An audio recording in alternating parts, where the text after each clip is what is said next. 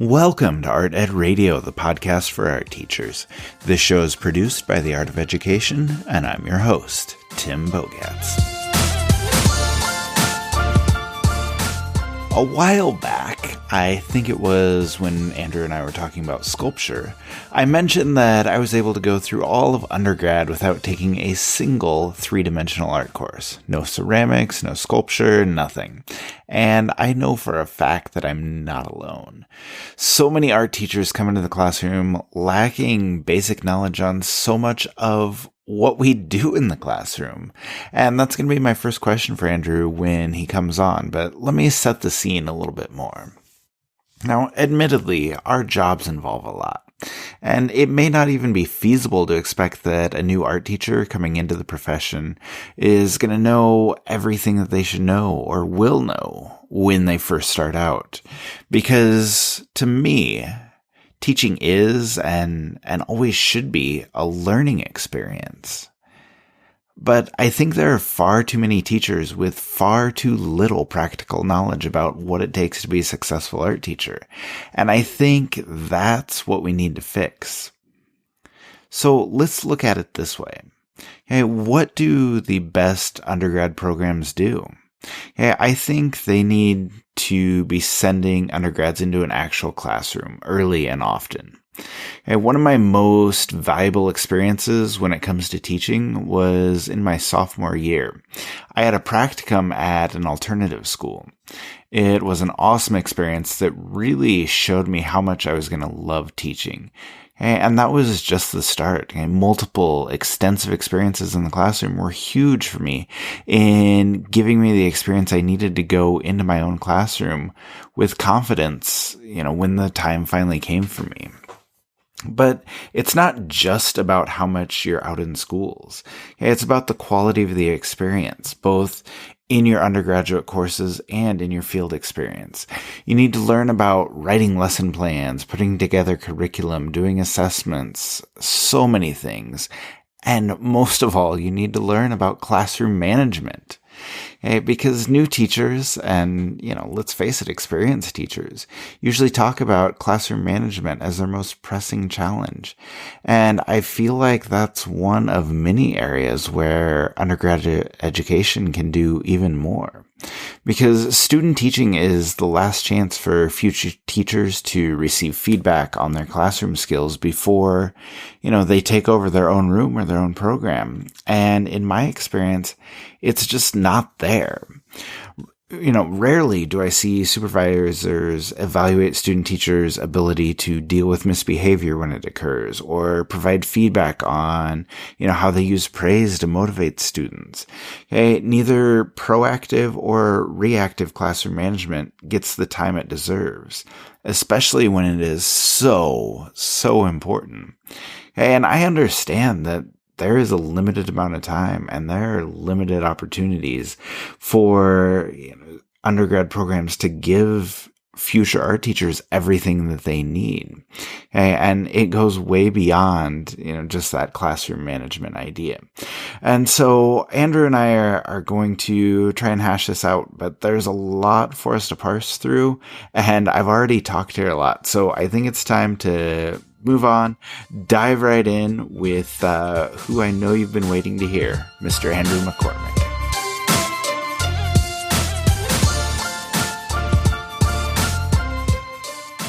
All right, Andrew, welcome, and thank you for coming on. How are you? I'm doing well, man. Thanks for having me. Awesome. So we're going to talk pre-service education tonight.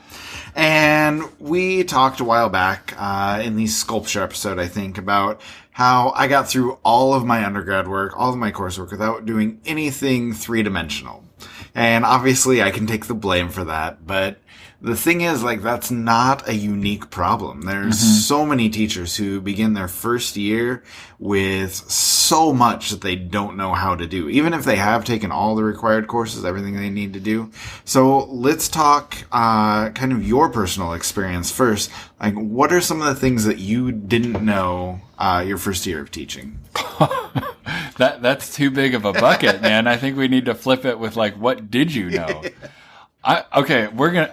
I felt like leaving, I did my student teaching. I was so underprepared and so terrified that I actually didn't go right into teaching. I went back and got my MFA in sculpture, and I thought I wanted to be a college, professor of sculpture of fine arts. And here's the resounding message I got leaving my undergrad in art education. It's a super, super hard job. You've been super unprepared, and it pays really poorly. So good luck. And I'm like, why the heck? Why do I want to do this? And it was actually like halfway through my junior year. I'm like, I don't know if I want to do this, because that's still the message I was getting. And it wasn't actually until student teaching that I was like, oh, I actually really, really like this. But I'd already kind of decided I wanted to go back and get my MFA. So maybe my undergrad experience was unique in trying to scare the crap out of me by telling me these messages, either explicitly or implicitly. But I felt like I knew almost nothing, whether it was specific disciplines. So, jewelry, ceramics, how to fire a kiln, better drawing techniques, or if it was even like classroom management stuff and just how to navigate the entire scope of curriculum and assessment. I felt like I was deficient in so many ways. Yeah, and I don't think that's a unique experience for you at all. I think most people have something similar where they're especially lacking in classroom management strategies and assessment ideas. And I think most, undergrad programs do a good job of having you write curriculum, write units, write lessons. But there are still huge holes because, how much of your actual day is actually writing curriculum. Yeah. There's so many other things that you need to prepare for. And I think, that message does get out there to all sorts of teachers as they're first starting, like, oh, there's so much you don't know, and good luck with all that. And so I guess the question is, like, why does that problem exist? Like, do you think that these undergrad programs are trying to do too much and they can't cover it all? Or do you think they are lacking? Like, some teachers need to go to school for a fifth year to cover all this stuff? Or is teaching just too broad in scope for you to be able to cover everything with your undergraduate education? Like, do you just need to jump in and do trial by fire in your own classroom? Yeah, I think it's the latter. And I don't think that art education and art ed teacher preparation colleges are unique in this. I think it's the same whether you're high school science, middle school language arts, or like a fourth grade general classroom teacher. I just don't know that teacher prep colleges, the way that they're set up currently, can get it all done the way that they're currently structured. And I think some of that is, you've got state mandates to get a teaching license in this state, you have to get X amount of hours in this, and you've got to take this class and this class. And let's be honest, a lot of that stuff is written by legislators who have never set foot in a classroom at all and don't know the first thing about teaching. And that can be really frustrating. I think for the most part, they're well-intentioned. I don't think we have legislators, or many, I should say, I know a few, who are staying up at night wondering, like, how can I screw over teachers? Right. I think they're well-intentioned but misinformed. So that's difficult. Here's where I felt the real divide as an art ed candidate, getting a BA in art education. Art is such an immediate thing. I'm going to show you this new technique, student, in my classroom, and you're going to do it right now. And I'm going to see how you're learning it, and I can help you learn it better and model it better. Education and teaching people how to be teachers is so abstract and removed from being immediate that 90% of what you learn in teacher ed programs, it's good stuff, but you don't even know it's good stuff until you have your real classroom. Nothing makes sense, really, until you do student teaching. And even then, it's only like a smidgen of making sense, because you still kind of have the training wheels. So every student that I've ever worked with, because I actually used to teach as an instructor a little bit at a university, they would come back to me and say, oh, that's when I learned everything. And I felt the same way. That's when I learned everything was in student teaching. So what the heck did I sit through all these education classes for in the last 4 years, right? So I think if we're going to solve this problem, we need to kind of reconsider how we do that and take off the board some of these education classes that don't seem relevant and don't seem like they're doing us any good, you know.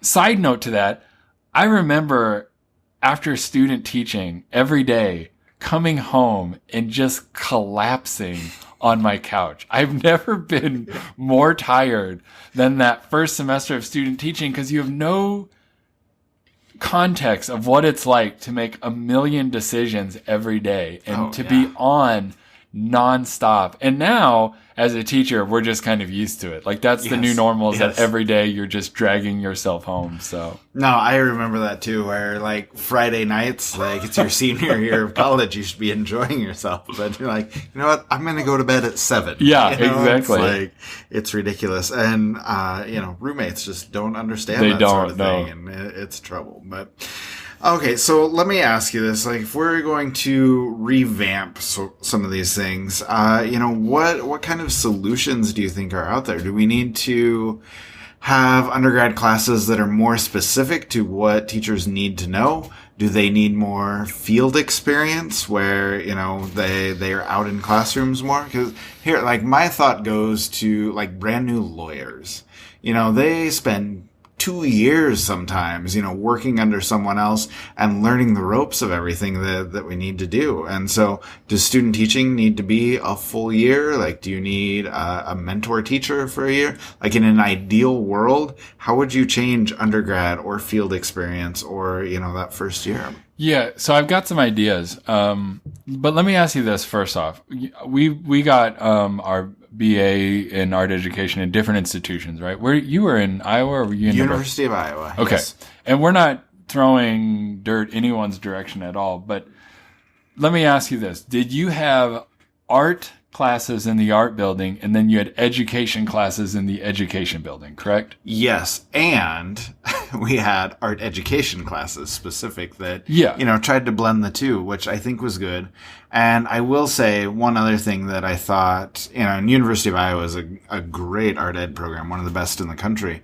And one of the reasons is they got us out into the schools so much. So I guess I'm answering my own question here, but the most helpful thing for me was doing, you know, multiple practicum experiences and teaching Saturday morning classes for kids in the community and, you know, just having these great student teaching experiences and being out in the buildings and seeing how it worked prepared me, you know, more than anything else. So, you know, that would be high on my list. Well, and I agree with that. And I think the more practical hours spent in the classroom, the better.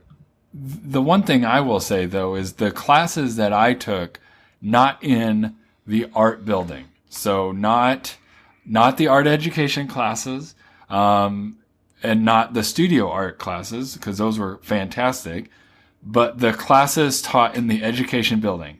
90% of those classes and time spent were just not great, not relevant. I didn't care. I couldn't connect the dots. They weren't tailored to me as a teacher of, you know, creativity in a project-based classroom. And I just think, okay, that was like 26, 30 hours. That's like a full year of like education specific classes. Here's what I would do. All of those classes gone. Okay. I'm not saying the content and what's being taught isn't valuable, but a lot of times they're taught by teachers who were a teacher a long time ago and have lost touch with what it's like to be a teacher now.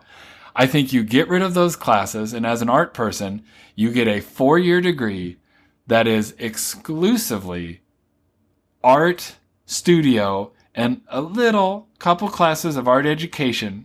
And then you get a full year student teaching placement, and that is paid for. And that's where I lose people, because it's like, okay, we all know that real life experience is the best teacher. So and if everyone is learning during student teaching, we should have more of that.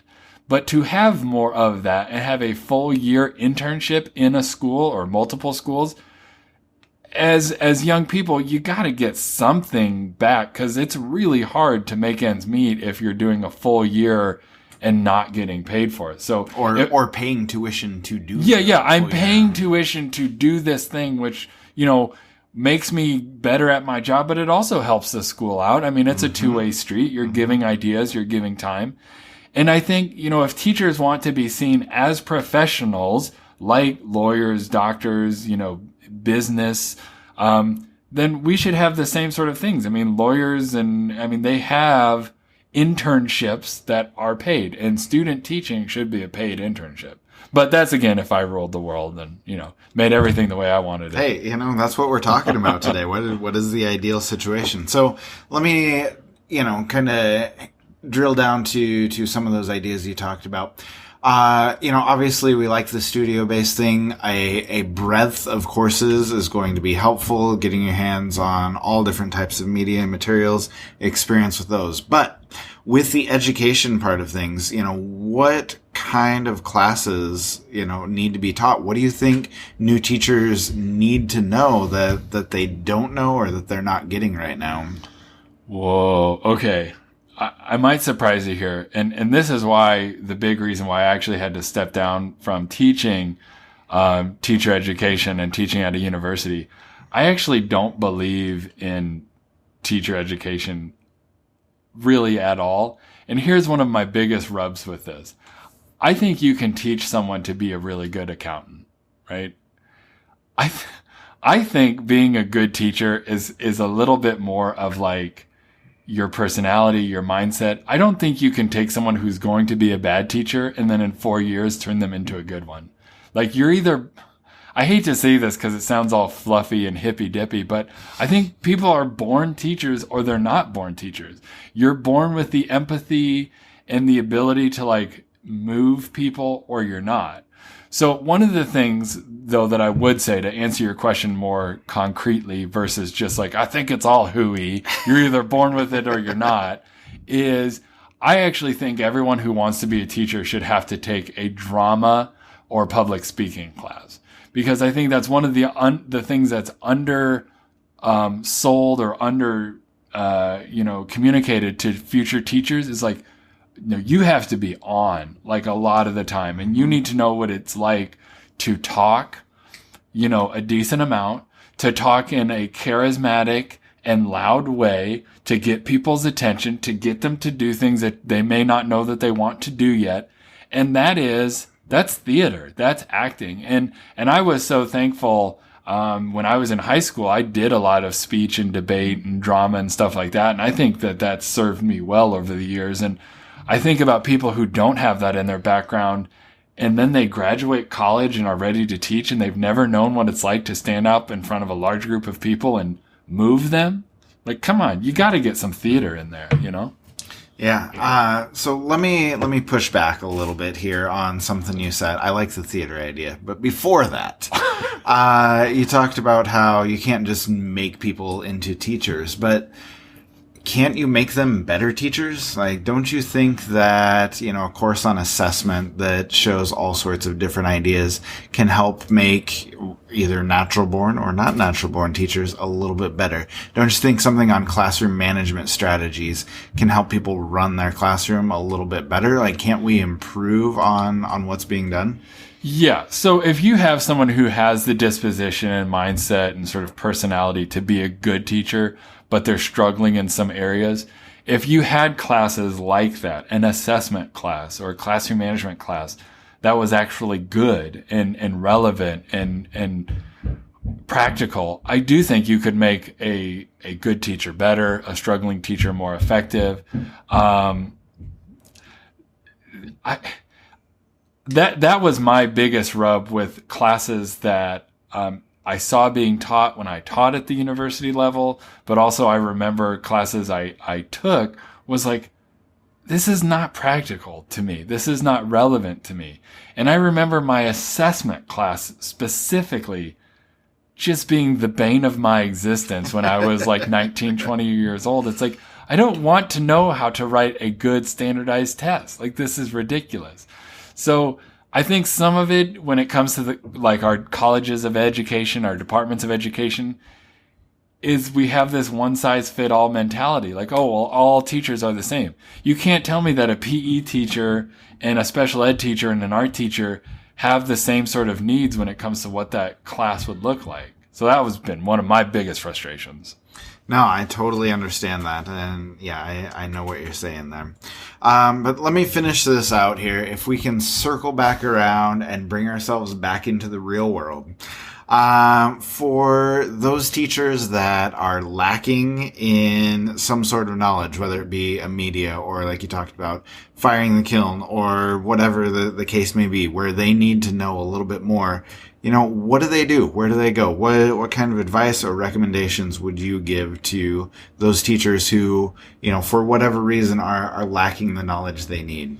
Well, I'm going to offer up two suggestions that are on the top of my head. And this is not just because I work for AOE, but I know this from taking classes. I've taken classes now, and even someone who feels fairly knowledgeable, I'm learning new stuff along with people. I'm sharing ideas.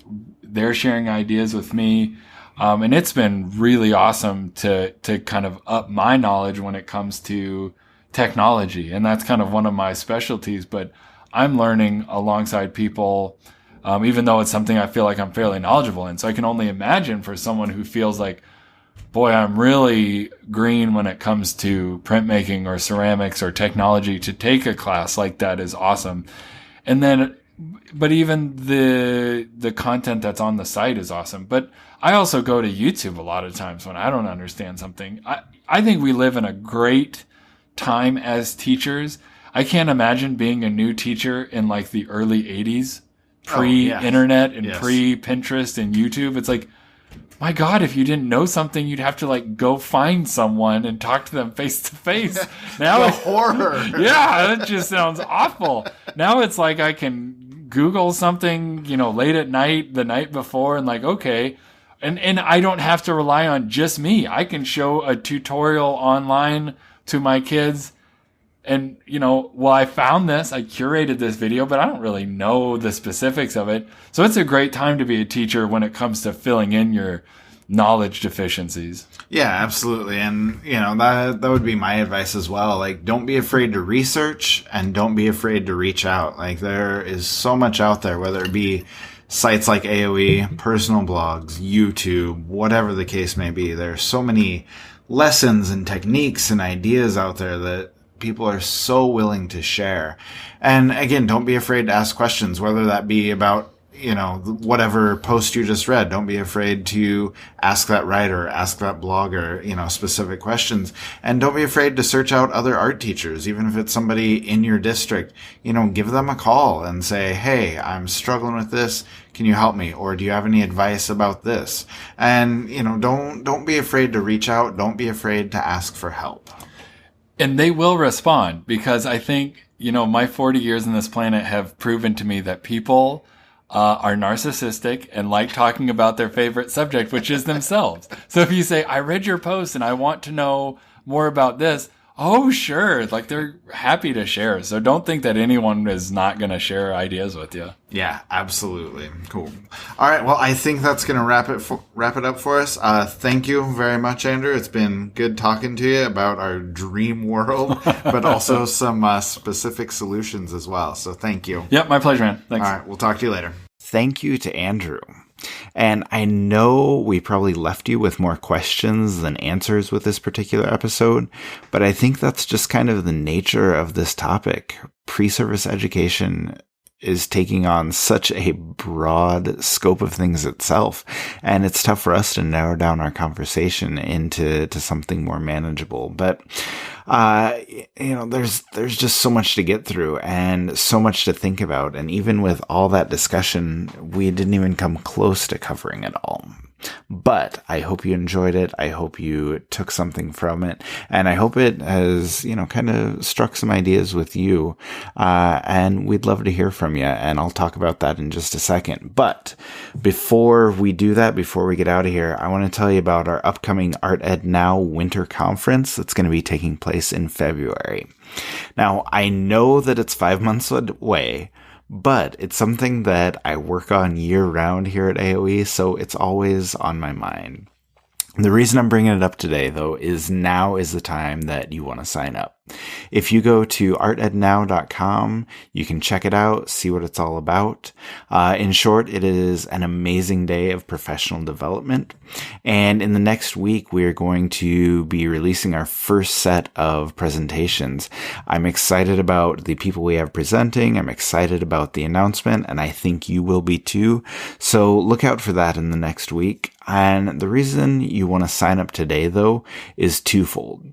First, this is the lowest price you're going to see. The normal price is $149, but for the next 3 weeks, you can sign up for just $99. Secondly, you get a guaranteed swag box if you sign up now. It is an amazing box full of art products, free samples, and test materials. And a lot of people tell me it is the best part of the conference. It is their absolute favorite to get this amazing box of art supplies delivered right to their door. So go check it out, artednow.com. Get the cheapest price you can. Get a guaranteed swag box.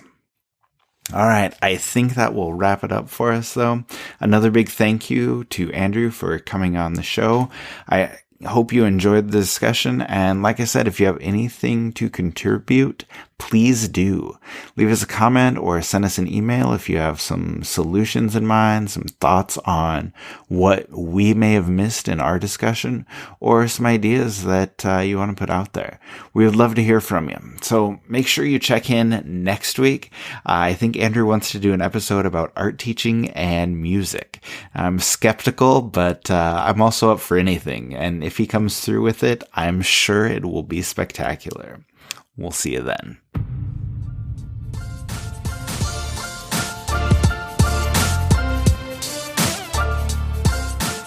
Art Ed Radio is produced by The Art of Education with audio engineering from Michael Crocker. Remember that you can sign up for our email list and contact us at artedradio.com. We always love to hear from you. Like I said, send us solutions, thoughts, ideas on today's episode, and anything else you want to share. radioguys@theartofed.com. Also, don't forget to check out AOE's newest podcast, Everyday Art Room, hosted by Cassie Stevens, which will have new episodes released every Thursday. You don't want to miss it.